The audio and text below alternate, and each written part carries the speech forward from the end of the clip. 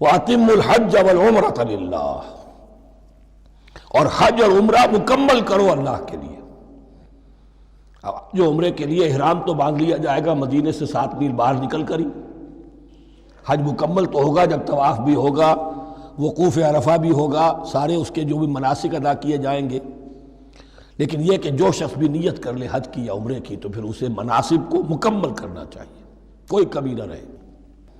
فَإِنْ أُحْصِرْتُمْ، اگر تمہیں گھیر لیا جائے، روک دیا جائے، جیسے کہ سن 6 میں ہو گیا، صلح حدیبیہ کرنی پڑی، مشرکین مکہ اڑ گئے، نہیں داخل ہونے دیں گے۔ اگر تمہارا گھیراؤ ہو جائے فَمَسْتَيْسَرَ مِنَ الْهَدْيِ، تو جو بھی تم قربانی پیش کر سکو پیش کر دو۔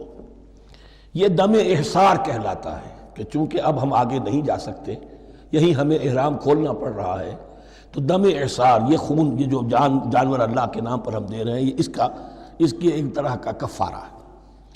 وَلَا تَحْلِقُوا رُؤُوسَكُمْ حَتَّى يَبْلُغَ الْحَدْيُ مَحِلَّهُ، اور اپنے سر اس وقت تک نہ موڑو جب تک کہ وہ ہدی کا جانور جو ہے وہ محل تک، یعنی جو بیت الماء جہاں پر جا کر ذبح ہونا ہے وہاں پہنچ نہ جائے۔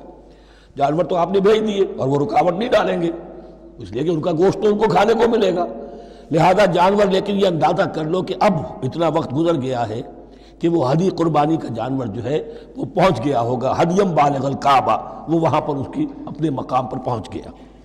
فمن کان منکم مریضا او بہ اذی من راسہ، تو جو کوئی بھی تم میں سے ہو بیمار یا اس کے سر میں کوئی تکلیف ہو، کوئی زخم ہو، اور اس کی وجہ سے یہ ہے کہ وہ حجامت کرانی ضروری ہو جائے، بال کاٹنے ضروری ہو جائیں، ففدیۃ من صیام او صدقۃ او نسک، تو پھر فدیہ دینا پڑے گا۔ اگر اس ہدی کے جانور کے کعبے تک پہنچنے سے پہلے تمہیں اپنے بال کاٹنے پڑے، حجامت کرانی پڑی، تو فدیہ ہوگا۔ یہ جو ہے دم جنایت کہلاتا ہے، یعنی ایک جو کمی رہ گئی ہے اس کی تلافی کے لیے۔ وہ سیام بھی ہے، روزے 3 دن کے، او صدقۃ او نسک، یا پھر یہ ہے کہ کوئی قربانی ہے، ایک جانور قربان کیا جائے، دم جنایت اس کو کہتے ہیں، یا صدقہ کیا جائے، 6 افراد کو کھانا کھلایا جائے۔ فَإِذَا أَمِنْتُمْ، پھر جب تمہیں امن حاصل ہو اور تم سیدھے جا سکتے ہو، بیت اللہ پہنچ سکتے ہو، فَمَنْ تَمَتَّعَ بِالْعُمْرَةِ إِلَى الْحَجِّ فَمَا اسْتَيْسَرَ مِنَ الْهَدْيِ، تو جو کوئی بھی فائدہ اٹھائے عمرے سے حج سے قبل، فَمَا اسْتَيْسَرَ مِنَ الْهَدْيِ، تو وہ ایک اور قربانی پیش کرے جو بھی اسے میسر ہو۔ اب یہ سمجھ لیجئے کہ حضور کی بعثت سے پہلے عرب میں رواج یہ تھا کہ ایک سفر میں حج بھی کرنا، عمرہ بھی کرنا ان کے نزدیک حرام تھا، یہ توہین تھی کعبے کی۔ حج کے لیے 3 مہینے،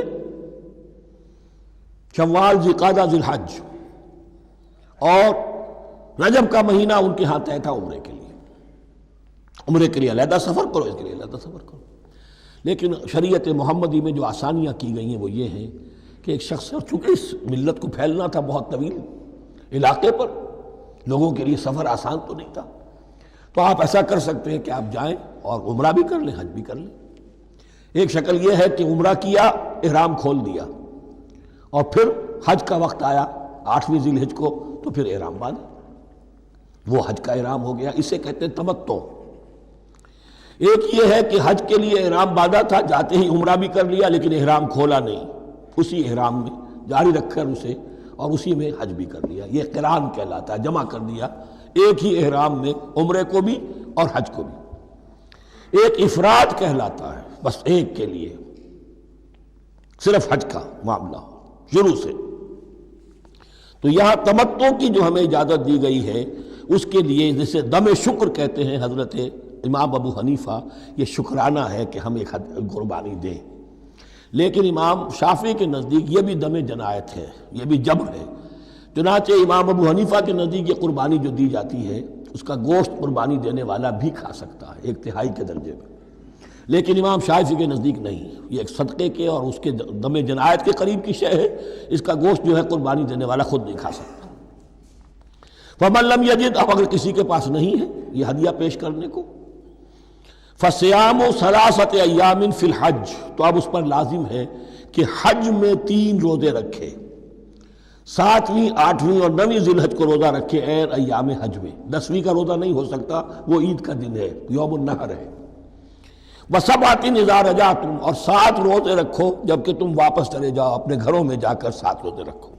تلک عشرۃ کاملہ، یہ 10 روزے ہوں گے مکمل. ذالک لمن لم یکن اہلہ حاضر المسجد الحرام، لیکن یہ رعایت کہ حج اور عمرہ ایک ہی سفر میں کر لیا جائے اور ایک ہی احرام میں کر لیا جائے یا 2 احراموں میں کیا جائے، یا یہ کہ ان دونوں کو جمع کرنے کی شکل جو ہے، یہ ایک رعایت ہے کن کے لیے؟ ذالک لمن لم یکن اہلہ حاضر المسجد الحرام، جس کے اہل و عیال مسجد حرام کے قریب نہیں رہتے، دور سے آ رہے ہیں، تو ظاہر بات ہے کہ ان کے لیے رعایت ہوگی. واتقوا اللہ، اللہ کا تقوی اختیار کرو. وعلموا، اور جان لو، ان اللہ شدید العقاب، یقیناً اللہ تعالی سزا دینے میں بھی بہت سخت ہے.